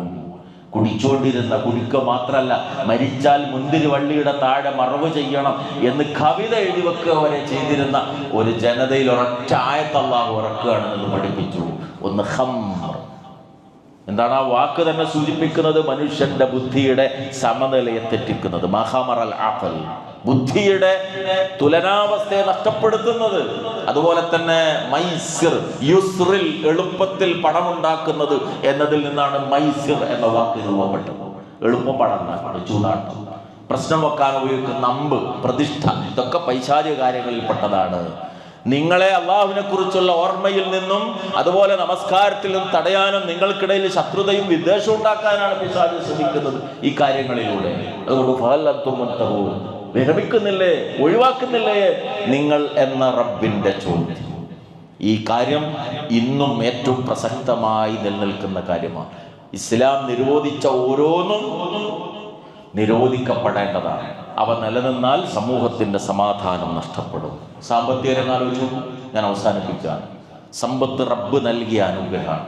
മനുഷ്യ ജീവിതത്തിലെ ഏറ്റവും അടിസ്ഥാനമായി നിലകൊള്ളുന്ന വസ്തുതകളിൽ ഒന്നാണല്ലോ സമ്പത്ത് എന്ന് പറയുന്നത്. ഇവിടെ നടക്കുന്ന ഇടപാടുകൾ, മനുഷ്യന്റെ അധ്വാനം എല്ലാം സമ്പത്തുമായി ബന്ധപ്പെട്ടിട്ടാണ്. പക്ഷെ അവിടെ അള്ളാഹു പഠിപ്പിച്ചൊരു കാര്യമുണ്ട്. ഇതിന്റെ ഉടമ നിങ്ങളല്ല, ഞാനാണെന്നുള്ളത്. ഞാൻ നിങ്ങൾക്ക് നൽകിയതിൽ നിന്ന് നിങ്ങൾ ചെലവഴിക്കും. അതാണ് മനുഷ്യനെ ഒന്നാമതായിട്ട് അള്ളാഹു സംസ്കരിക്കുന്ന തലം. ഈ ഞാൻ കൈകാര്യം ചെയ്യുന്ന സമ്പത്ത് എൻ്റെതല്ല, ഇത് പടച്ചവൻ്റെതാണ് എന്ന് മനസ്സിലാക്കുക. എൻ്റേതാണ് എന്ന് മനസ്സിലാക്കുന്നതാണ് തൻ്റെ ഉമ്മയുടെ വയറ്റിൽ പറന്ന സഹോദരൻ്റെ ഭൂമി സ്വന്താക്കാൻ അല്ലെങ്കിൽ അന്യായമായ അക്രമത്തിൻ്റെ മാർഗത്തിലൂടെ സമ്പത്ത് നേടാൻ മനുഷ്യനെ പ്രേരിപ്പിക്കുന്നത്. ഇത് റബ്ബ് എനിക്ക് തന്ന പരീക്ഷണ വസ്തുവാണ് എന്ന് ഉൾക്കൊള്ളലാണ് ഏറ്റവും അടിസ്ഥാനപരമായ കാര്യം. രണ്ട്, അങ്ങനെ അധ്വാനിക്കാൻ വേണ്ടി ഉണ്ടാക്കാൻ, സമ്പാദിക്കാൻ പരിശുദ്ധ ഇസ്ലാം മനുഷ്യന് അനുമതി നൽകി. തൊഴിലിന്റെ മഹത്വം ഉയർത്തിപ്പിടിച്ചു. റസൂലുള്ളാഹി സ്വല്ലല്ലാഹു അലൈഹി വസല്ലം പറഞ്ഞു, പ്രവാചകന്മാരെ കുറിച്ച് പഠനേടത്ത് കാന സക്കരിയ അലൈഹിസ്സലാം നജ്ജാറൻ. സക്കരിയ അലൈഹിസ്സലാം ആശാരിപ്പണിയെടുത്ത് ജീവിച്ചിട്ടുണ്ട്. ആശാരിപ്പണി ചെയ്തിരുന്ന പ്രവാചകൻ. ദാവൂദ് അലൈഹി ഇസ്ലാമിനെ കുറിച്ച് അള്ളാഹ് പരിചയപ്പെടുത്തുന്നു. അലന്നാലുൽ ഹദീദ്, ഇരുമ്പ് മാർദ്ദവമുള്ളതാക്കുന്ന തന്ത്രം അദ്ദേഹത്തിന് പഠിപ്പിച്ചു കൊടുത്തു. സന്നത്ത ലബൂസിലേക്ക് യുദ്ധത്തിൽ അണിയുന്ന പ്രത്യേക സുരക്ഷാ കവചം ഉണ്ടാക്കാനുള്ള പണി, കൊല്ലപ്പണി അറിയാമായിരുന്ന പ്രവാചകൻ. എല്ലാ നബിമാരും അധ്വാനിച്ചാ ജീവിച്ചു. പിൽക്കാലത്ത് ആ സമൂഹത്തിൽ മറ്റുള്ളവരുടെ കയ്യിലുള്ളത് പണം ഉണ്ടാക്കിയിട്ട് എങ്ങനെയെങ്കിലുമൊക്കെ ജീവിച്ചു പോകുക എന്നുള്ളത് മതം കൈകാര്യം ചെയ്യുന്ന ആളുകൾ ചിന്തിക്കുന്ന അവസ്ഥയിലേക്ക് എത്തിയത്. അത് അപകടകരമാണ്. മഈഷത്തിൻ്റെ മാർഗം അവനവൻ കണ്ടെത്തുക എന്നതാണ് പരിശുദ്ധ ഇസ്ലാം പഠിപ്പിക്കുന്നത്. ആ മഈഷത്തിൻ്റെ മാർഗത്തിൽ അധ്വാനിക്കുമ്പോഴും അങ്ങനെ അധ്വാനിച്ച ചോര നീരാക്കി ഉണ്ടാക്കിയ സമ്പത്ത് മുഴുവനും നിൻ്റെതല്ല. അതിൽ പാവപ്പെട്ടവൻ്റെ അവകാശമുണ്ട്. അവകാശികളെ കുറിച്ച് കൃത്യമായി 8ഓളം അവകാശികൾ വിശുദ്ധ ഖുർആനിൽ അല്ലാഹു എണ്ണി പറഞ്ഞു. എന്നിട്ട് അത് കൊടുക്കാൻ വേണ്ടി ഉപയോഗിച്ചതിലുള്ള വാക്കോ സക്കാത്ത് എന്ന പദം. രണ്ടർത്ഥത്തിൽ. ഒന്ന് വളർച്ചയാണ്, കൊടുക്കുക വഴി വളരും. രണ്ട്, കൊടുക്കുക വഴി നിന്റെ മനസ്സ് ശുദ്ധീകരിക്കപ്പെടും. തസ്കിയത്ത് സത്യമാണ്. എത്ര വിശാലമായ ആശയമാണ്. തൻ്റെ സമ്പത്ത് വളരുന്നു, അതോടൊപ്പം തൻ്റെ മനസ്സ് ശുദ്ധീകരിക്കപ്പെടുകയും ചെയ്യും. അതുവഴി എന്തുണ്ടാകുന്നു?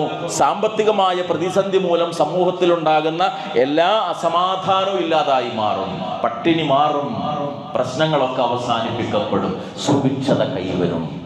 അതുകൊണ്ട് പലിശ എന്ന പാപത്തെ, അതിലേറ്റവും താഴെക്കിടയിലുള്ളത് പോലും സ്വന്തം മാതാവിനെ വ്യഭിചരിക്കുന്നതിനേക്കാൾ ഗൗരവതരമായ തിന്മയാണ് എന്ന് പഠിപ്പിച്ചു. നമ്മൾ ആലോചിച്ച് നോക്കൂ. പലിശ എന്ന് പറഞ്ഞാൽ പണം കൊണ്ട് പണമുണ്ടാക്കലാണ്. ഇസ്ലാമികമായ പരിഹാരം, ഇസ്ലാമിക് ബാങ്കിങ് എന്ന് പറയുന്നത് പണത്തെ ഉൽപാദനത്തിന് വേണ്ടി ഉപയോഗിക്കലാണ്. അത് ക്രിയാത്മകമാണ്. സമൂഹത്തിൽ വളർച്ചയുണ്ടാകും, സമാധാനം. മറ്റേതോ കടക്കണിയിൽ നിന്ന് കടക്കണിയിലേക്ക് മനുഷ്യൻ പോകും, അസമാധാനം സൃഷ്ടിക്കപ്പെടും. അതുകൊണ്ട് സാമ്പത്തിക രംഗത്തെ സുരക്ഷ അത് സക്കാത്തിലൂടെയാണ്, സദഖയിലൂടെയാണ് എന്ന് പരിശുദ്ധ ദീന് പഠിപ്പിച്ചു. ഇങ്ങനെ ജീവിതത്തിൻ്റെ എല്ലാ രംഗത്തും. അതുപോലെ ലൈംഗികമായ തിന്മകൾ നേരത്തെ ഞാൻ വിശദീകരിച്ചു. അതൊക്കെ മനുഷ്യൻ്റെ സമാധാനം നഷ്ടപ്പെടുത്തുന്നതാണ്. ഒരു തെറ്റ് ചെയ്യുമ്പോൾ ഒരു പ്രത്യേകത എന്താണെന്ന് വെച്ചാൽ, ആ തെറ്റ് ചെയ്യുമ്പോൾ തന്നെ സത്യത്തിൽ മനുഷ്യൻ്റെ സമാധാനം നഷ്ടപ്പെടും. റസൂലുള്ളാഹി സ്വല്ലല്ലാഹു അലൈഹി വസല്ലം നന്മ തിന്മകൾക്ക് നൽകിയ സുന്ദരമായൊരു വിശദീകരണം അവിടുന്ന് പറഞ്ഞു. അൽ ബിർറു ഹുസ്നുൽ ഖുലുഖ് വൽ ഇസ്മു മാ ഹാക ഫീ സ്വദ്രിക വ കരിഹത അൻ യത്തലി അലൈഹി നാസ്. സുന്ദരമായ ഒരു വ്യാഖ്യാനമാണ്. സൽ സ്വഭാവത്തിൽ നിന്നുണ്ടാകുന്നതൊക്കെ നന്മയാണ്. എന്നാൽ തിന്മ എന്ന് പറഞ്ഞാൽ മാ ഹാക ഫീ സ്വദ്രിക, നിന്റെ മനസ്സിൽ ഇറിറ്റേഷൻ, ചൊറിച്ചിലുണ്ടാക്കി ചെയ്യുമ്പോൾ മനസ്സിൽ ഇടങ്ങേറുണ്ടാകും. ജനങ്ങൾ അത് കാണുന്നത് നീ വെറുക്കുകയും ഇഷ്ടപ്പെടൂല. എത്ര സുന്ദരമായ വ്യാഖ്യാനം. ചെയ്യുമ്പം മനസ്സിലിടങ്ങേറ്, ആൾക്കാർ കണ്ടാൽ അത് മോശമല്ലെന്ന് തോന്നുക, അങ്ങനെയുള്ളതൊക്കെ തിന്മയാണ്. അതുകൊണ്ട് ഒരു തിന്മ ചെയ്യുമ്പോൾ ആദ്യം എവിടെയാ പ്രതികരണം ഉണ്ടാവുക? സ്വന്തം മനസ്സിലാണ്. അതുകൊണ്ട് ആ കൈക്കൂലി വാങ്ങുന്ന ആള് നേരെ ഓഫീസിന്റെ മുന്നിൽ ബാക്കിയുള്ളവരുടെ മുമ്പിൽ നിന്നിട്ടല്ലത് വാങ്ങുക. അത് വാങ്ങാൻ വേറെ സംവിധാനം ഉണ്ടാകും. എവിടെയും അങ്ങനെയാണല്ലോ, റോട്ടിലും ഓഫീസിലായാലും എവിടെയും. കോപ്പി അടിക്കുന്ന കുട്ടി എങ്ങനെ കോപ്പി അടിക്കുക? ഇൻസ്ട്രക്ടർ കാണിച്ചിട്ടാണോ? അല്ല, ചെയ്യുന്നത് തെറ്റാണെന്ന് അവനറിയാം. ഏത് തെറ്റും ചെയ്യുമ്പം മനുഷ്യന്റെ മനസ്സ് പ്രതികരിക്കും. അതുകൊണ്ട് മനസ്സിന്റെ സമാധാനം നഷ്ടപ്പെടുക എപ്പോൾ? തിന്മകൾ ചെയ്യുമ്പോൾ. ഈമാനുള്ളൊരു മനുഷ്യനെ സംബന്ധിച്ചിടത്തോളം കാര്യത്തിൽ ഒരു സംശയം. മാത്രമല്ല, തിന്മ ഉണ്ടാക്കുന്ന ദുരന്തം വളരെ വലുതായിരിക്കും, വളരെ വലുതായിരിക്കും. വിവാഹം കഴിഞ്ഞ ഒരു കുട്ടിയുള്ള ഒരു മനുഷ്യൻ രാത്രി 12 മണിക്കും 1 മണിക്കും എഴുന്നേറ്റിട്ട് മറ്റൊരു സ്ത്രീക്ക് ഫോൺ ചെയ്യാണ്. അങ്ങനെ സംസാരിച്ചു കൊണ്ടേ ഇരിക്കുന്നു. അവസാനം ഭാര്യ ഈ ബന്ധം കണ്ടെത്തുന്നു, ഭാര്യ ആത്മഹത്യ ചെയ്യുന്നു. 1.5 വയസ്സുള്ള കുട്ടി. ഇതേ രാത്രി 12 മണിക്കും 1 മണിക്കും ഈ കുട്ടി മാതാവിനെ ചോദിച്ച് കരയുന്നു. അയാൾ ആ കുഞ്ഞിനെ എടുത്ത് ഉറക്കമില്ലാതെ നടക്കുകയാണ്. ഈ സമയത്ത് ചെയ്തിരുന്ന ഒരു തിന്മയുടെ ദുരന്തം പിന്നെ എങ്ങനെയാണ് അനുഭവിക്കേണ്ടി വരുന്നത്? ഏത് തിന്മകളും സ്വന്തം ജീവിതത്തിലും സമൂഹത്തിലും ദുരന്തങ്ങൾ ഉണ്ടാക്കിക്കൊണ്ടേയിരിക്കും. അതുകൊണ്ടാണ് എല്ലാ രംഗത്തും നേരിൻ്റെ സിറാത്തുൽ മുസ്തഖീം സ്വീകരിക്കാൻ അള്ളാഹു കൽപ്പിച്ചിരിക്കുന്നത്. സമാധാനത്തിനെതിരാണ് യുദ്ധം. അതുകൊണ്ട് തന്നെ ഇസ്ലാം അതിനെ പ്രോത്സാഹിപ്പിക്കുന്നില്ല, നിർബന്ധിത സാഹചര്യത്തിലല്ല. അങ്ങനെ ആദർശം സംരക്ഷിക്കുന്ന മാർഗത്തിൽ യുദ്ധത്തിൽ ഏർപ്പെടേണ്ടി വന്നാലും അവിടെ ഒരു സന്ധി സംഭാഷണത്തിന് അവർ തയ്യാറായിട്ട് മുന്നോട്ട് വരികയാണെങ്കിൽ അതിന് തയ്യാറാകണം. അവിടെ ഒരിക്കൽ പിന്നെ വീണ്ടും ആയുധത്തിൻ്റെ പ്രയോഗം പാടില്ല എന്ന പരിശുദ്ധ ദീനിന്റെ കൽപ്പന. ലാ യൻഹാകുമുല്ലാഹു അനിൽ ലദീന ലം യുഖാതിലുകും ഫിദ്ദീൻ വലം യുഖ്രിജുകും മിൻ ദിയാരികും അൻ തബറുഹും വതുഖ്സിതു ഇലൈഹിം ഇന്നല്ലാഹ യുഹിബ്ബുൽ മുഖ്സിതീൻ. വിശ്വാസം മുറുകെ പിടിച്ചു എന്ന കാരണത്താൽ സ്വന്തം വീടുകളിൽ നിന്ന് ആട്ടിയോടിക്കപ്പെടുക, അതുപോലെ തന്നെ മതത്തിൻ്റെ പേരിൽ പീഡനങ്ങൾ നിങ്ങളെ ഏൽപ്പിക്കുക, ഇങ്ങനെയുള്ളൊരു അവസ്ഥയിലല്ലാതെ ഒരിക്കലും നിങ്ങളുടെ ആദർശം ഉൾക്കൊള്ളാത്ത ആളുകളുമായി, ശത്രുക്കളുമായിട്ട് നീതിപൂർവം വർത്തിക്കുന്നതിന് അള്ളാഹു ഒരിക്കലും എതിര് നിൽക്കുന്നില്ല. മറിച്ച് അള്ളാഹു നീതിമാന്മാരെ ഇഷ്ടപ്പെടുന്നവരാണ്. അതുകൊണ്ട് നിങ്ങൾ അവരോട് നീതി കാണിക്കണം എന്നാണ് റബ്ബിൻ്റെ കൽപ്പന. ആദർശ രംഗത്തിൽ യോജിപ്പുള്ള, ദീനിൻ്റെ എതിരായിട്ടുള്ള ആളുകളുമായി പോലും നന്മയിൽ സഹകരിക്കാനും, അവർ നിങ്ങളോട് വീട്ടിൽ നിന്ന് നിങ്ങളെ പുറത്താക്കുകയോ അതുപോലെ തന്നെ നിങ്ങളോട് ഇങ്ങോട്ട് യുദ്ധത്തിന് വരികയോ ചെയ്തെങ്കിലല്ലാതെ നിങ്ങൾ ഒരിക്കലും അവരെ അങ്ങോട്ട് ആക്രമിക്കരുത് എന്ന വിശുദ്ധ ഖുർആനിലൂടെയുള്ള അള്ളാഹുവിൻ്റെ കൽപ്പന. സമാധാനം കാത്തു സൂക്ഷിക്കപ്പെടുന്ന ഒരു സാമൂഹിക അവസ്ഥ നിലനിർത്തുന്നതിന് വേണ്ടിയാണ്. അവസാനം വ്യക്തി ജീവിതത്തിലെ സമാധാനം, കുടുംബ ജീവിതത്തിലെ സമാധാനം, സാമൂഹിക ജീവിതത്തിലെ സമാധാനം, ഇത് നേടിയെടുത്ത് സൗഭാഗ്യവാനായ മുഅ്മിൻ റബ്ബിലേക്ക് മടങ്ങുന്നതും സമാധാനമുള്ള ആത്മാവായിട്ടാണ്. യാ അയ്യത്തുഹൻ നഫ്സുൽ മുത്മഇന്ന ഇർജിഇ ഇലാ റബ്ബികി റാളിയതൻ മർളിയ. സമാധാനമടയുന്ന ആത്മാവേ, സ്വയം തൃപ്തിപ്പെട്ടും തൃപ്തി ലഭിച്ചും നീ മടങ്ങിക്കൊള്ളൂ എന്ന് അള്ളാഹു കൽപ്പിക്കുന്ന സന്ദർഭം. ആ ഒരു മടക്കം, റബ്ബിലേക്ക് സമാധാനമടഞ്ഞവരായി കൊണ്ടുള്ള അന്ത്യയാത്ര, റബ്ബ് അതിനുള്ള തൗഫീഖ് നൽകി നമ്മെ അനുഗ്രഹിക്കുമാറാകട്ടെ. ആ അന്ത്യയാത്ര നമ്മുടെ ചെരുപ്പിൻ്റെ വാറിനേക്കാൾ അടുത്താണത്. അൽ ജന്നത്തു അഖറബു ഇലാ അഹദിക്കും മിൻ ശിറാഖി നഅലിഹി വന്നാറു മിസ്ലു ദാലിക. സ്വർഗം ചെരുപ്പിൻ്റെ വാറിനേക്കാൾ അടുത്ത്, നരകവും അങ്ങനെ. ആ അന്ത്യയാത്ര പോകുമ്പോൾ ഇവിടെ നമ്മളെ ഓർക്കാൻ നമ്മളുടേതായ ചില അടയാളങ്ങൾ തീർച്ചയായും ഉണ്ടാകണം. വിശുദ്ധ ഖുർആനിലെ സൂറത്ത് ജിന്നിലെ 29-ാമത്തെ ആയത്ത് കൂടി പറഞ്ഞാൽ അവസാനിപ്പിക്കുക. ഏതാണ് രംഗം? ഫിർഔൻ അള്ളാന്റെ ശിക്ഷക്ക് വിധേയമായി വെള്ളത്തിൽ മുങ്ങി മരിച്ച സന്ദർഭം. ആ കാര്യം പറഞ്ഞിട്ട് അള്ളാഹ് പറഞ്ഞു, ഫമാ ബകത് അലൈഹിമുസ് സമാഉ വൽ അർദ് വമാ കാനൂ മുൻദരീൻ. ആകാശഭൂമികൾ അവർക്ക് വേണ്ടി കരഞ്ഞില്ല, അള്ളാഹു അവർക്ക് ആയുസ് നീട്ടിക്കൊടുത്തില്ല. ഈ ആയത്തിറങ്ങിയപ്പോൾ ഫിർഔനും കൂട്ടർക്കും വേണ്ടി ആകാശവും ഭൂമിയും കരഞ്ഞില്ല എന്ന് അള്ളാഹ് പറഞ്ഞപ്പോൾ റസൂലുള്ളാഹിയോട് സഹാബത്ത് ചോദിച്ചു, ആകാശവും ഭൂമിയും കരയുകയോ റസൂലേ? റസൂലുള്ളാഹി പറഞ്ഞു, അതെ, മുഅ്മിനു വേണ്ടി കരയും, കാഫിറിന് വേണ്ടി കരയില്ല. വീണ്ടും റസൂലുള്ളാഹി വിശദീകരിച്ചു, വഇന്ന ഫിസ്സമായി ബാബാൻ. ആകാശലോകത്ത് 2 വാതിലുണ്ട്. ഈ ആയത്തിന്റെ തഫ്സീറിൽ ഇബ്നു കസീർ റഹിമഹുല്ലാഹ് വിശദമായി രേഖപ്പെടുത്തുന്നു. വാനലോകത്ത് 2 വാതിലുണ്ട്. ഒന്ന് റിസ്ക്, റബ്ബിൽ നിന്നുള്ള റിസ്ക് അടിമയിലേക്ക് ഇറങ്ങുന്ന വാതിൽ.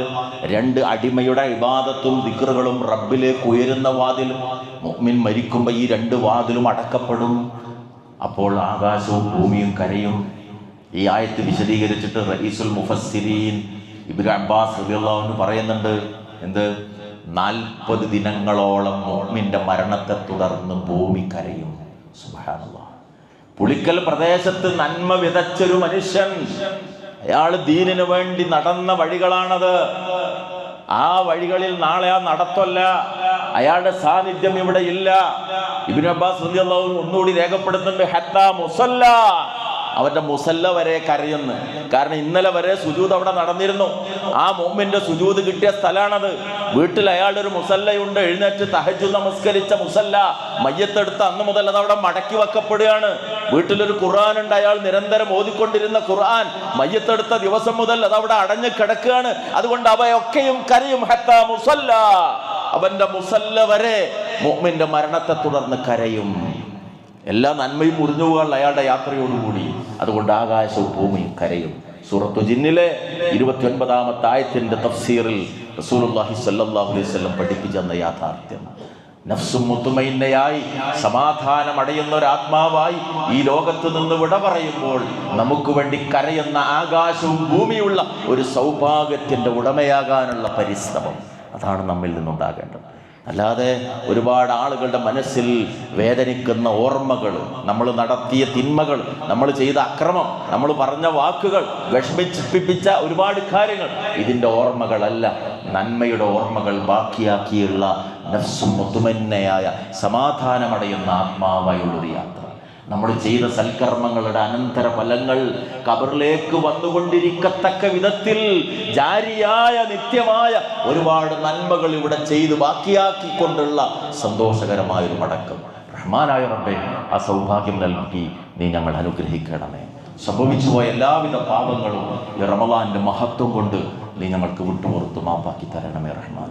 അല്ലാഹുമ്മ ഗ്ഫിർ ലിൽ മുഅ്മിനീന വൽ മുഅ്മിനാത്ത് വൽ മുസ്ലിമീന വൽ മുസ്ലിമാത്ത് അൽ അഹ്യാഇ മിൻഹും വൽ അംവാത്ത് ഇന്നക മുജീബുദ് ദഅവാതി യാ ഖാദിയൽ ഹാജാത്ത്.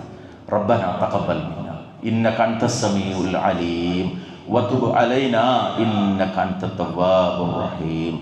اللهم اجعل القرآن ربيع قلوبنا يا رب العالمين. ربنا تقبل منا إنك أنت السميع العليم وتب علينا إنك أنت التواب الرحيم.